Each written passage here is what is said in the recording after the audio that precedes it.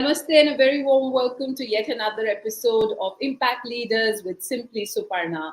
As always, we feature SABERA Awardees of the past 6 years, people who've been doing phenomenal work in alignment with SDG goals, whether they're individuals, large organizations, foundations, nonprofits. And today I have a very special guest. He is none other but the CEO of Balraksha Bharat.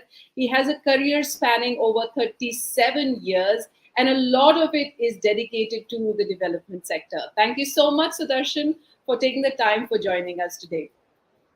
Namaskar. Sudarshan, first things first, I see very interestingly you have very, very unique philosophies, and I want to delve deep into those philosophies. But the very, first thing that strikes me about you is the fact that you focus on a statement that says poverty by way of cash has not meant poverty by ideas, efforts, capabilities, and most of all, generosity. I love it, but I want to know your thought behind this.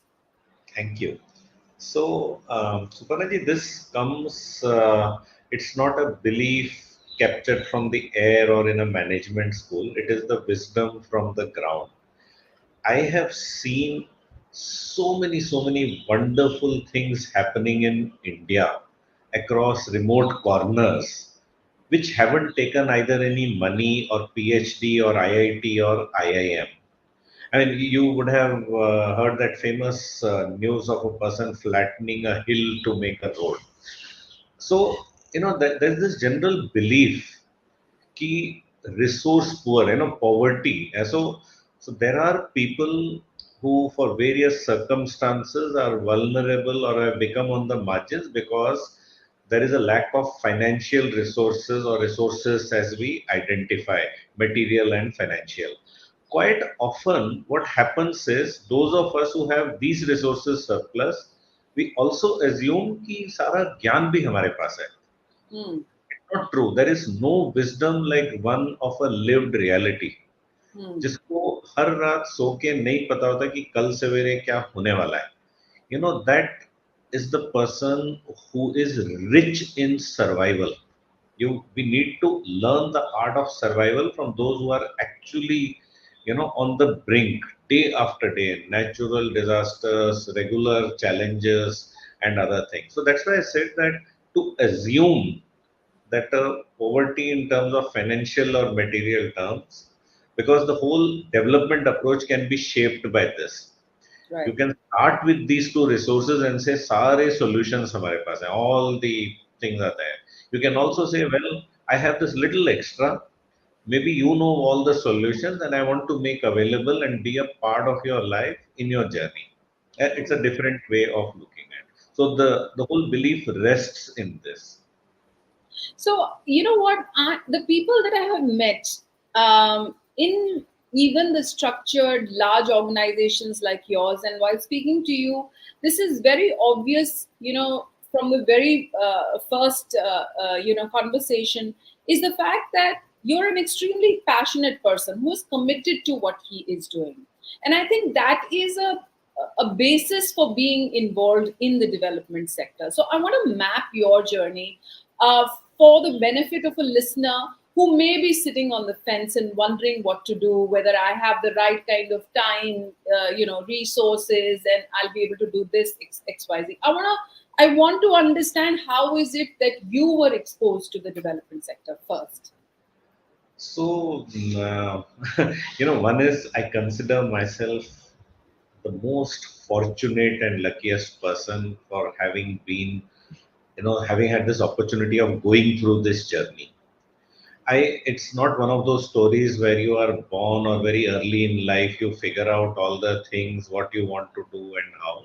Quite often you will hear the story of how people wanted to serve others or be of service and use. So mine was very ordinary. I wanted to survive. I wanted to grow. And however, in the process of the exploring what it will take, I figured out that there is a right way and there's so many other ways. The right way seemed where you are inclusive with others in every choice you make and participate in terms of you know what others' pains are and care and extend to be useful for that. So I can say on one side that this is a very selfless job, and Suparnati, that would be a lie. It is a very selfish thing to do. I am selfish because this makes me most happy. This sense of purpose, the amount of good wishes and blessings that I, my children, my organization, and my friends get for doing what anybody should be doing. Any average citizen who has had privileges, their share without having earned it, this is the least we can contribute back with. So Mm, very selfish, very let's say willing and very thankful experience, and it only it grows with the journey, and I think the only thing we have to really put into as a thought for ourselves is that there is a great life ahead. There's a wonderful life ahead. Every person whom you are able to bring a smile on, and whose relationship you start relating to people, your family is too expanded. Today, I go to any city, town, or village, I always find at least two, three friends there. Thanks to this journey. Imagine just sitting in one corner somewhere and doing every day's routine job, neither knowing others nor others knowing, or even if knowing, no reason to remember each other. I think this has given a lot of reasons. you make it sound so fascinating and as a journey so fulfilling, but I'm sure this would be fraught with challenges. I don't see uh, everything coming easy. So I want to understand also, now that you've been at the helm of affairs for a bit, is there any particular time that you remember that you wanted to give up, saying that this is enough now, I can't go beyond this? So, I mean, there are challenges, and I'll share a few with you. But let me also say that I learned very early. I love children. I have two. I have brought them up, and most of my life lessons I learned from them. One story I often like to tell is about my son learning to ride bicycle when he was 3. He didn't like side wheels, so I used to hold him and he would, cycle. As he gained confidence, I used to keep leaving the cycle. One day he cycled super well and ahead, and I hit on the side. He fell down. He fell down, had a big fall, and started crying first, then looked around for me. I was not visible there. Only I know what it pained me to stay hidden and watch. Then, after some time, he got up, dusted his shorts, and got onto the cycle and rode and never required me to support him again. So it was a lesson for me more than for him. Now, let me put that in the real life context in terms of challenges. I Mm, think most challenging times are when these humanitarian disasters occur and you go for relief.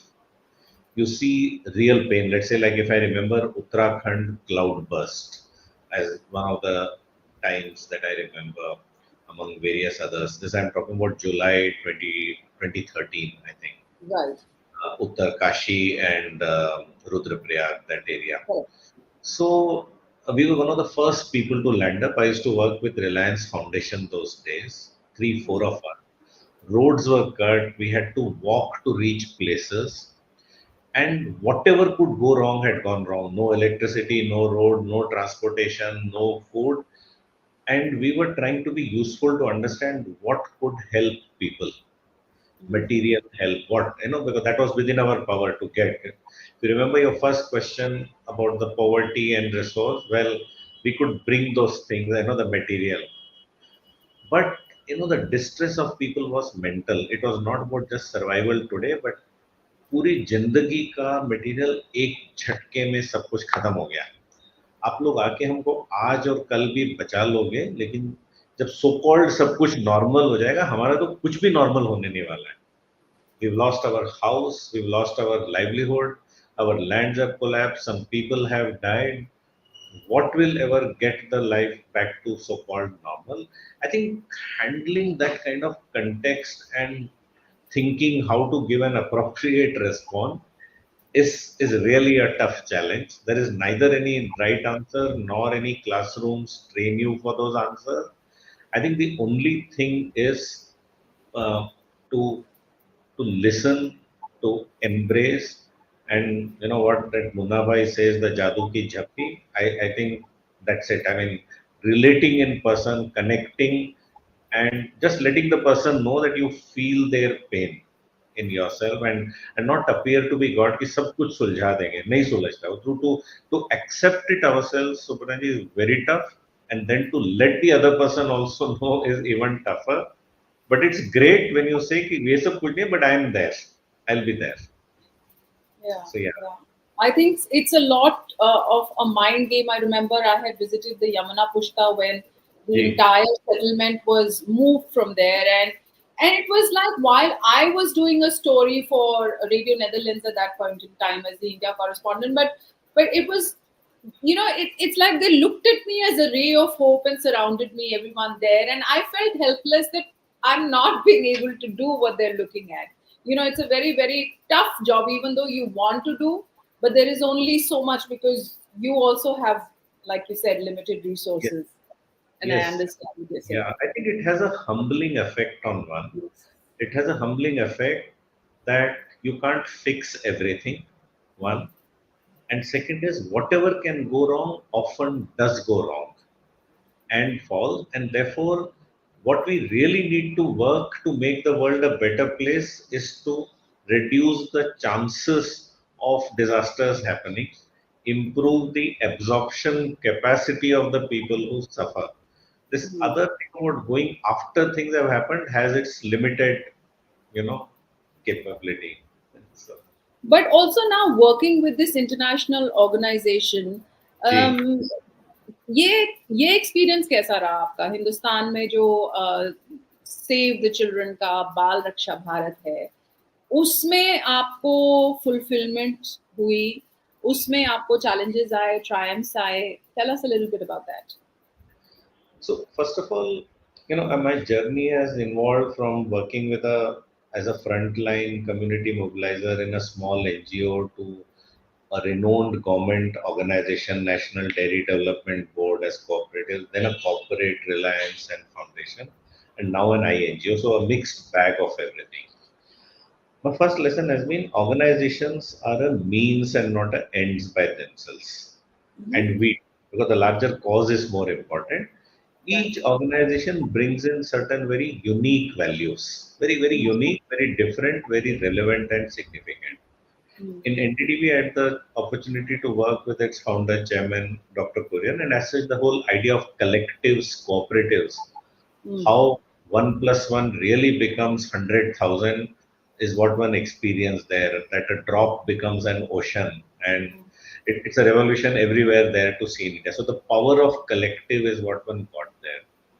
With Reliance and Reliance Foundation, one saw the power of scale, capability to think big, and a systems approach, of very thorough in terms of having a system for everything so that you can actually think in multiples of scale with a lot of speed. So that was a unique thing. From Save the Children, Balraksha Bharat, it's a 100-year-old organization. So the institutional memory is of 100 years.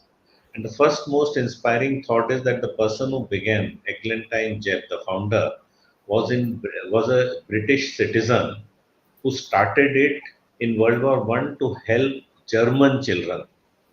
It's unthinkable, and especially 100 years ago, imagine enemy country and helping. So the whole movement's genesis comes from there. What can be more powerful a statement than that, and especially in today's very fragile world? But beyond that, today this organization exists in over 120 countries, which means for every little context and issue, I have 120 possible different approaches to learn from. And whatever happens in India which works well is available to 120 other countries equally. And so there is a pattern. So there is a systems process. There was a thing of collectives in the beginning. Now this is blending both and looking at it in a much global context. So So it really does that magic, you know, in that Mhm. sense. Yeah. Mhm. Mhm. And I think you're again coming back to your philosophies of Yes. being a doer, of being a gatherer, of being a listener, a Yes. collaborator. I think this exposure in the development sector with various structures of organizations has probably, contributed Yes. to you being now this holistic leader that is Yes. this that is actually. And then again you say that I'm a situational leader, Yes. a servant leadership is what you believe in. So I want to understand more about these terms. Okay. So I'm in a way obsessed with the concept of leadership, Hmm. and leadership as in, just like we said that, there's no poverty of thought or capability. Similarly, leadership traditionally is associated with an idea that you need power, designation, rank to make things happen. Hmm. I believe that leadership is, and that it can be, I'm sorry to say this, I mean, at the cost of somebody else, but I think management schools believe that leadership can be reduced to a capsule, a course, or a context. Yes. I believe leadership is around all these things, to be able to take initiative, to stand up and act. And for me, I look at leadership as unlocking the potential of all others. So Balraksha Bharat has close to 400 employees today. And if you ask me how many people are there in leadership team, I would say at least 400 of these people. And then all the children we work with, because I think the leadership is being capable to influence and lead in a sphere, ecosystem, and context. That unlocking is my context. So, over and above, like you said, I mean, my belief in distributed leadership, in situational leadership, in self-accountable leadership. All this is about living the spirit of service, and making yourself least important in the process. That's what I look at the leader. You don't need to be upfront, you don't need to be visible. You can make things happen, you can help things as a catalyst. Hmm. And I think that's the kind of leadership we really need, more and more and still more. And if we could figure out what will it take us to nurture this kind of a context, I would say one medicine for sure. If we can increase the tolerance of ours for people to make mistakes, to people to take decisions and make mistakes, I think it works wonderfully to build self belief in people. And I think to create an environment where it is okay to make a mistake and say, hey, I made a mistake, but I'm ready to learn. Yes, absolutely.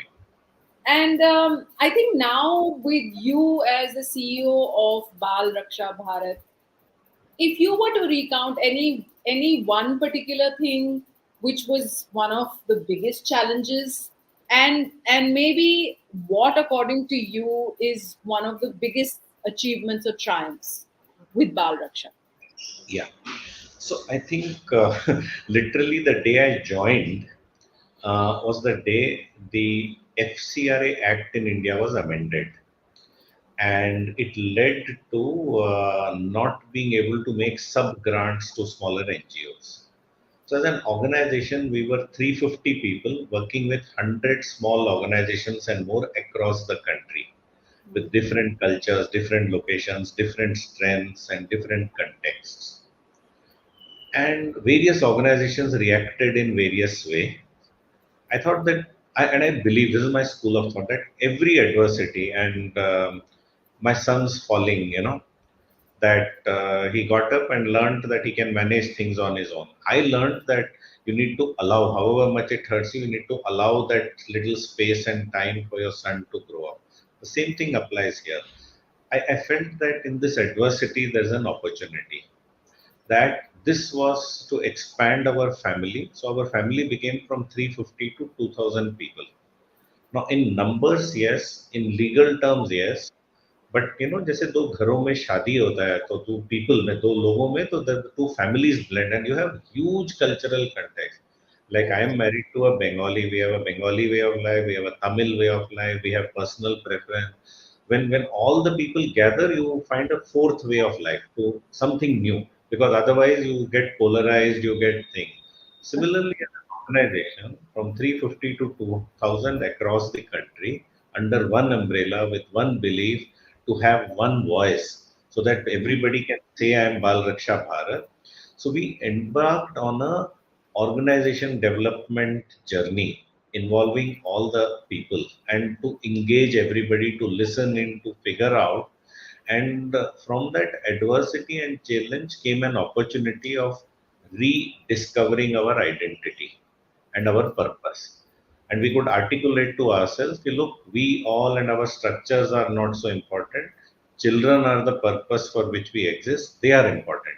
किसी भी size shape में आए, लेकिन हम लोग we should be able to respond to children and the expectations and need of children. That was one big outcome of it. Right. Second big outcome was, I mean, it's a tagline of ours now. So we say बचपन सुरक्षित तो भविष्य विकसित, which I look at it as देश विकसित. So this is something we told ourselves first, and now we are saying that everybody who wants to join us, this is what it is all about. And in the process, we got a overall of organization, its various policies, ways of working, language you speak in, how you enable, what capacities.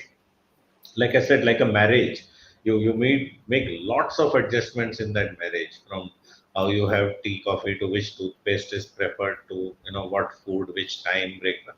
So similarly, बहुत बड़ा परिवार हो गया था ये, and to make it one family, and to run one family is a learning that I have had, to go through its pains, pleasures, turbulences, everything. And the other big lesson, Suparnaji, I learned personally from this whole journey, and this is my thing from past also. If you are honest and if you are vulnerable, I think people are very generous and forgiving, and you just need to offer it upfront right there. And sometimes we get obsessed with projects as to what we are working on, what are those projects, what are those outcomes. I mean, recently I met three, four kids while traveling in field, and Deepa was one of them. And so I was just thinking, क्या हुआ? What is your experience? How is like?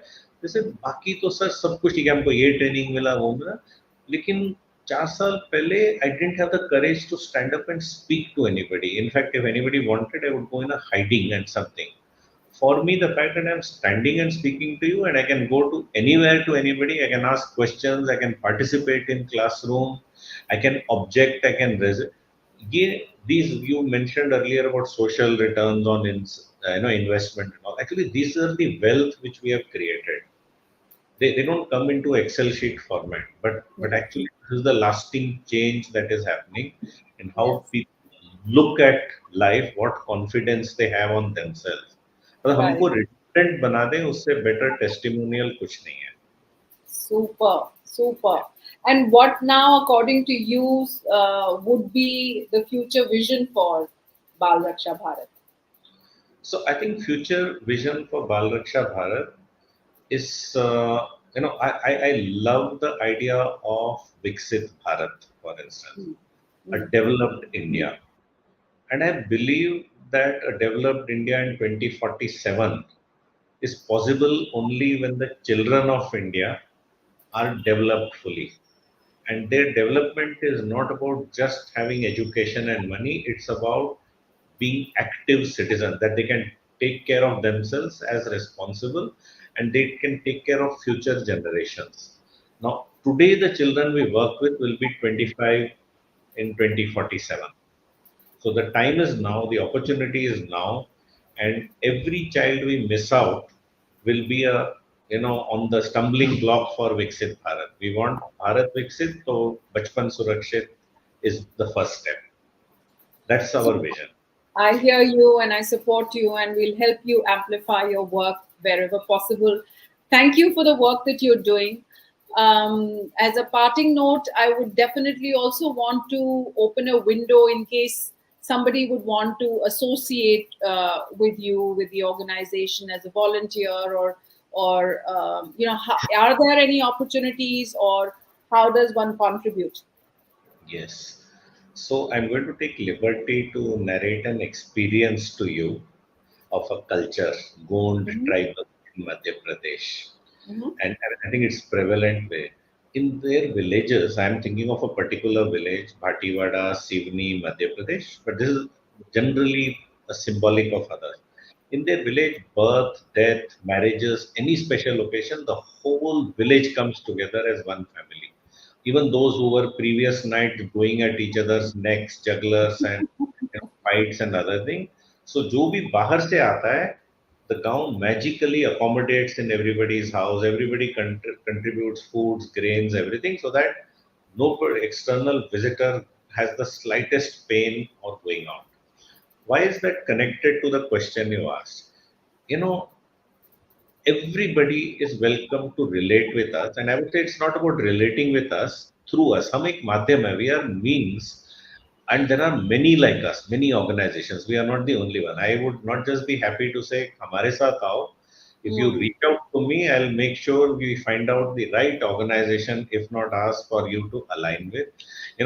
It's like children need, they would be happy if somebody can listen to them. Yeah. Somebody may want to learn English speaking, somebody football, somebody mathematics, somebody roof repair, somebody just career counseling, and somebody just wants to quiz, somebody knows cricket or dholak or so possibilities are infinite.